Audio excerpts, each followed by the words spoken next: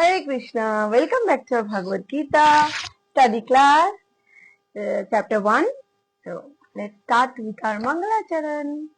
Om Ajnana Timirandhasya Jnananjana Shalakaya Chakshurun Mlitam Yena Tasmai Shri Gurave Namaha Shri Chaitanya Manobhishtam Thapitam Yena Bhutale Swayam Rupa Kadamayam Dadati Swapadantikam Vandeham Shri Gura Shri Yuta Padakamalam Shri Gurun Vaishnavamscha Shri Rupam Sagrajatam Sagana Ragna Thanitam Tam Sajivam Tadvaitam Savadhutam Parijana Sahitam Krishna Chaitanya Devam Shri Radha Krishna Padan Sagana Lalita Shri Vishakanitam Cha हरे कृष्णा।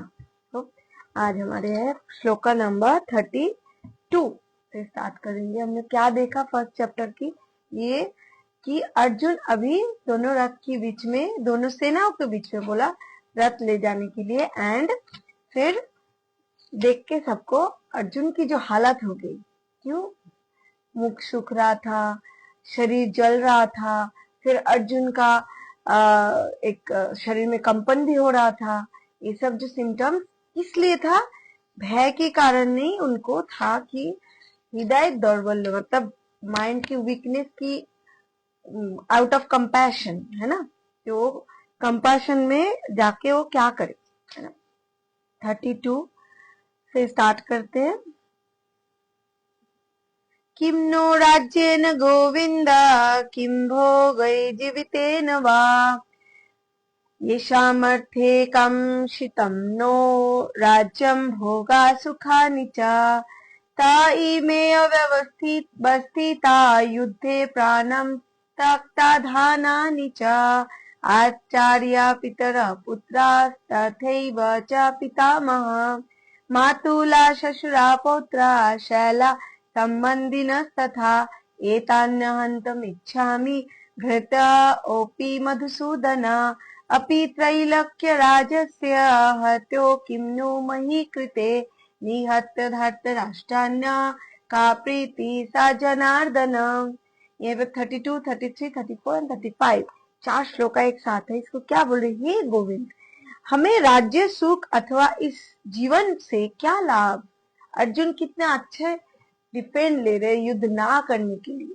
अब भगवान इस मतलब विषम परिस्थिति में अर्जुन को कैसे गीता के ज्ञान के थ्रू फिर युद्ध करने के लिए रेडी करेंगे, that is actually process of Bhagavad Gita. यही हमारे भगवत गीता। तो हमें भी सबकी हालत अर्जुन जैसा है, थोड़ा सा डर देखा नहीं, बस मैदान छोड़ के भाग जाओ, है ना। तो इसीलिए हे गोविंद, हमें राज्य सुख अथवा जीवन से क्या लाभ, क्योंकि जिन सारे लोगों के लिए हम उन्हें चाहते हैं वही इस युद्ध भूमि में खड़े हैं। और हे मधुसूदन, जब गुरुजन, पितृगण, पुत्रगण, पितामह, मामा, ससुर, पौत्रगण, साले तथा अन्य सारे संबंधी अपने अपना धन एवं प्राण देने के लिए तत्पर है और मेरे समक्ष खड़े हैं, तो मैं फिर इन सबको क्यों मारना चाहूंगा, और भले ही वे मुझे क्यों ना मार डाले। हे जीवों के पालक, मैं इन सबों से लड़ने के तैयार नहीं हूँ, भले ही बदले में मुझे कुछ भी तीनों लोगों क्यों ना मिलते हो। हम पृथ्वी को तो बात ही छोड़ दो, भला धृतराष्ट्र के पुत्र को मारकर हमें कौन सी प्रसन्नता मिलेगी। कितना सुंदर बात बोल रहे अर्जुन, राइट, कि धृतराष्ट्र के पुत्र के मार के मुझे क्या सुख मिलेगा, वो तो मेरे सजन है, वो तो मेरे अपना जन है, राइट। तो यहीं पे ही भगवान बोल रहे, आगे बोलेंगे, है ना। अर्जुन का तात्पर्य श्रील प्रभुपाद की जय। अर्जुन ने भगवान कृष्ण को गोविंद कहकर संबोधित किया, क्योंकि एक एक संबोधन में जो वर्ड यूज किया गया that is more actually significant. क्या है ये गोविंद, क्या है जो इस विशिष्ट शब्द का प्रयोग करके अर्जुन संकेत करता है कि कृष्ण ये समझे कि अर्जुन की इंद्रिय कैसे तृप्त होगी, क्योंकि गोविंद हमारे इंद्रिय तुष्ट करने के लिए ही है। गोविंद तब, हाँ, यदि हम गोविंद की इंद्रियों को तुष्ट करने का प्रयास करते हैं तो हमारी इंद्रियां सतह तुष्ट होती है। भौतिक दृष्टि से प्रत्येक व्यक्ति अपनी इंद्रियों को तुष्ट करना चाहते हैं और किंतु ईश्वर उनकी तृप्ति वही तक करते हैं जिनकी वे पात्र होते हैं। तो हमें अगर इंद्रिय तृप्ति के लिए ज्यादा से ज्यादा क्या बोलते चाहिए, तो पहले भगवान को प्रसन्न, सारे इंद्रिय को भगवान की सेवा में लगाना पड़ेगा, यही बोल रहे। तब जाके भगवान उस पात्र हम बनेंगे, तो भगवान उस पात्र में बोलते ना, फिर सारे कृपा सारे इंद्रिय को तृप्त करने के लिए सारे सुख प्रदान करते। क्योंकि जो भी है, अगर हमें 1 किलो या 2 किलो वजन लेने के लिए हमारे कैपेसिटी है, बट हमें अगर 100 किलो या 20 किलो चढ़ा दे, तो can we carry that? No ना। तो उसी तरह से हमें पहले पात्र जैसे हम बनेंगे, जितनी कैपेसिटी वाला, उतना ही भर के भगवान देते।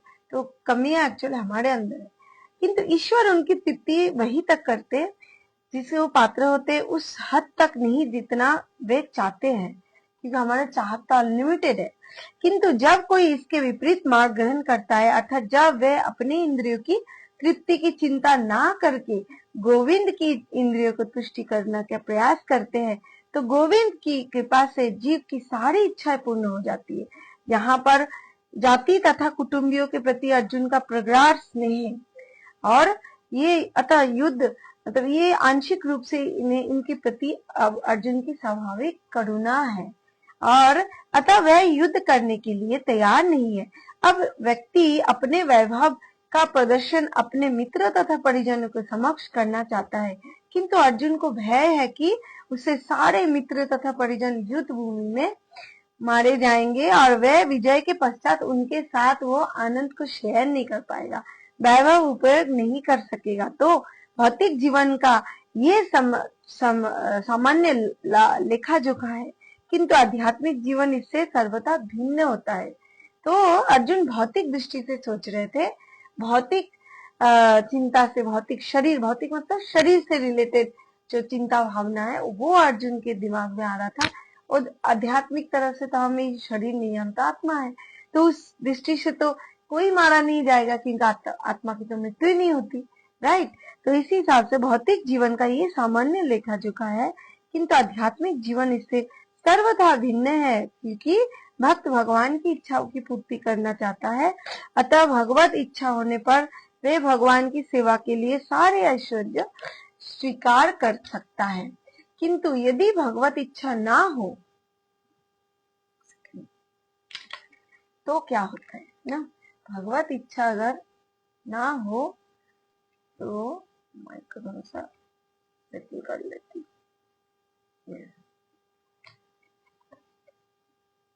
अपने संबंधियों को मारना नहीं चाह रहा था, और यदि उनके मारने की आवश्यकता है तो अर्जुन की इच्छा थी कि कृष्ण स्वयं उनका वध करे। इस समय उसे ये पता नहीं था कि कृष्ण उन सबों को युद्ध भूमि में आने के पूर्व ही मार चुके हैं, और अब उसे निमित्त मात्र बनना है, और इसका उद्घाटन अगले अध्याय में होगा। भगवान की असली भक्त होने के कारण अर्जुन अपने अत्याचारी बंधु बांधवों से प्रतिशोध नहीं लेना चाहता था, किंतु ये तो भगवान की योजना थी कि सबका वध हो, क्योंकि भगवान उनको पहले ही मार चुके हैं। और सबके भगवत भक्त दृष्टा से प्रतिशोध लेना, भगवान किसी व्यक्ति को अपनी इच्छा से क्षमा कर सकते हैं, किंतु यदि कोई उनके भक्तों की हानि पहुंचाता है तो उसे क्षमा नहीं करते, राइट। और इसलिए भगवान इन दुराचारियों का वध करने के लिए उद्यत थे, यद्यपि अर्जुन उन्हें क्षमा करना चाहता था। भक्त तो है बहुत ही कृपालु दयालु, पर भगवान चाहता था कि अर्जुन इसे सारे दुराचारियों को मारे, है ना, मार के अपना हक जताए, हक ली, अपना अन्याय का सुविचार करे। तो इसीलिए अर्जुन को निमित्त बनाना चाह रहा था। हाँ, फिर ऐसे ही नेक्स्ट श्लोक है, पापमेवाश्रयदस्मान् हत्यैताना तततायिनः तस्मान्नाह वयं हन्तुं धार्तराष्ट्रान् सबान्धवान् सजनं हि कथं हत्वा सुखी न श्याम माधव।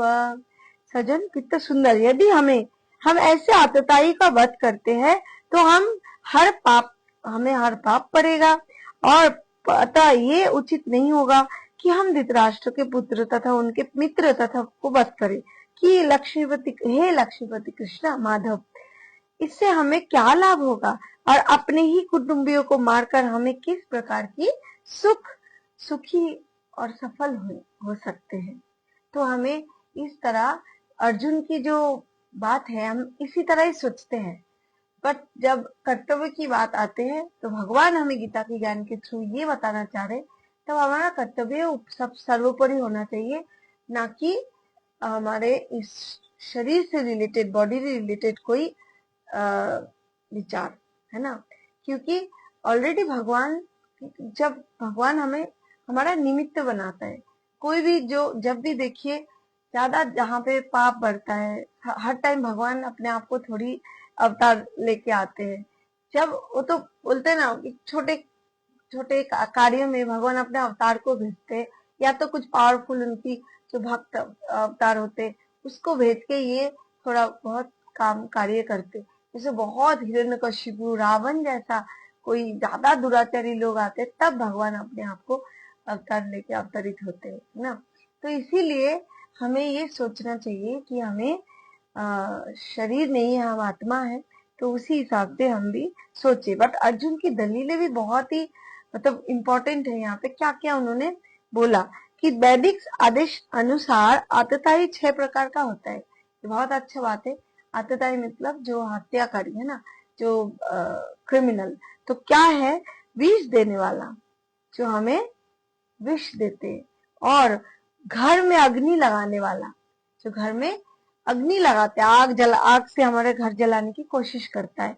घातक हथियार से आक्रमण करने वाला, जो शार्प शस्त्र से हमें आक्रमण करने आता हो। धन लूटने वाला, जो हमारा धन चोरी करके भाग गया, लूटता है। दूसरे की भूमि हड़पने वाला, जो दूसरे का जमीन हड़पने वाला, भूमि हड़पने वाला, ये सारे आतताई है। और लास्ट है जो पराई स्त्री का अपहरण करने वाला, जो रावण ने किया था।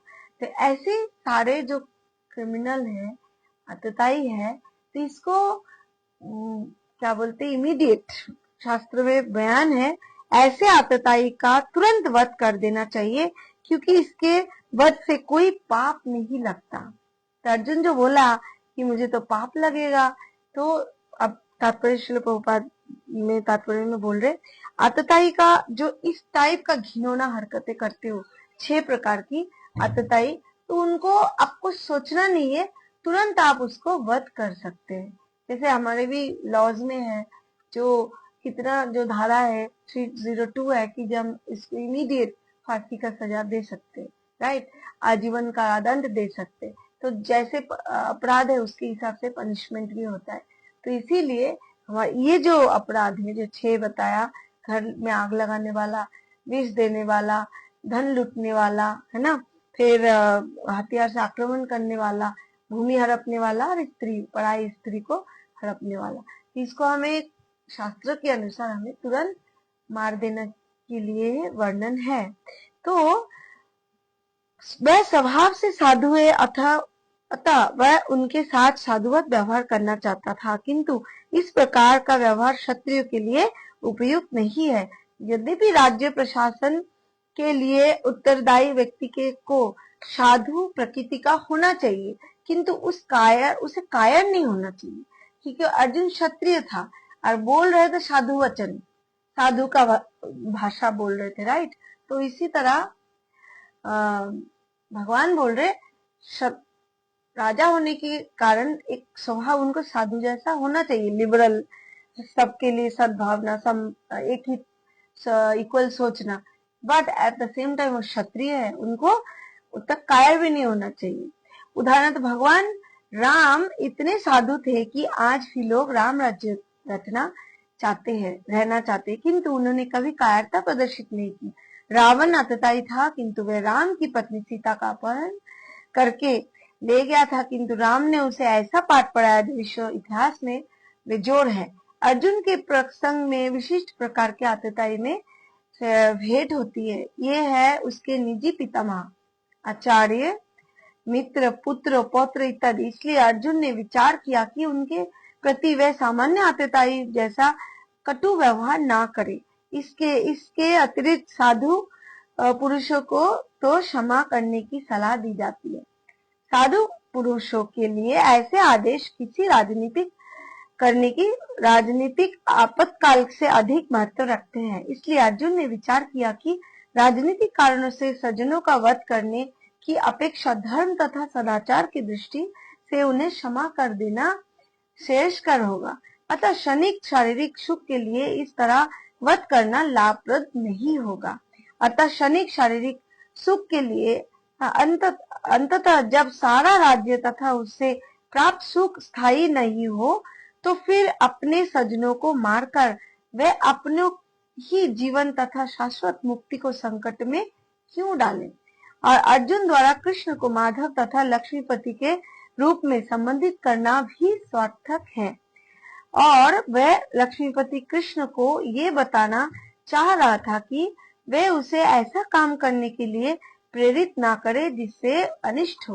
किंतु कृष्ण कभी भी किसी का अनिष्ट नहीं चाहता, भक्तों का तो कदापि नहीं चाहेंगे। तो इसीलिए हमें ये समझना होगा कि अर्जुन की जो दृष्टिकोण है वो भी एक्सेप्टेबल है कि हम लोग ऐसे ही सोचते चलो क्षमा कर देते, क्या जरूरत है, हम थोड़ा दुखी हो जाते, हम नहीं राज्य चाहते, सुख नहीं चाहते, उनको मार के क्या होगा। अर्जुन जो दृष्टि से सोच रहे थे, बट अभी आगे आएंगे कि भगवान क्या बोलते हैं, है ना। तो आगे हम लोग कल करते इसको continue. Thank you so much. तो भगवत गीता को एक्चुअली समझना, भगवत गीता को माइन्यूट डिटेल्स में ये जो सारे एंगल्स से देखना लॉजिकली, ये एक्चुअली हमारे बहुत जरूरी है। क्योंकि ये हम लोग क्या सोचते हैं, भगवत गीता एक बस हमारे धर्म ग्रंथ है, उसको बस लाल कपड़ा से बांध के रख दो घर पे कहीं पे, यार इसको फूल जल चढ़ाते रहो, है ना।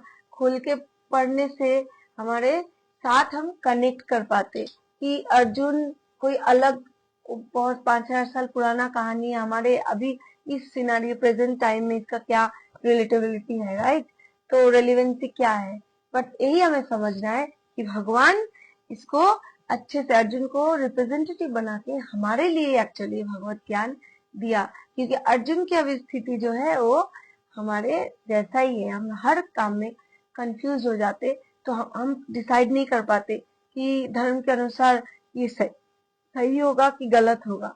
तो हम फिर कंफ्यूज माइंड में जो भी डिसाइड करते हैं वो फिर गलत हो जाता है। इसीलिए हमें क्लियर हमारे माइंड में एक पिक्चर होना चाहिए कि मैं कौन हूँ, भगवान कौन है, हमारी आइडेंटिटी क्या है। और हर क्षेत्र में, हर परिस्थिति में हमें शास्त्र को बीच में रख के बेस्ट टू बेस्ट क्या करना चाहिए, राइट। ठीक है, आगे हम लोग इसको कंटिन्यू करेंगे। हरे कृष्णा।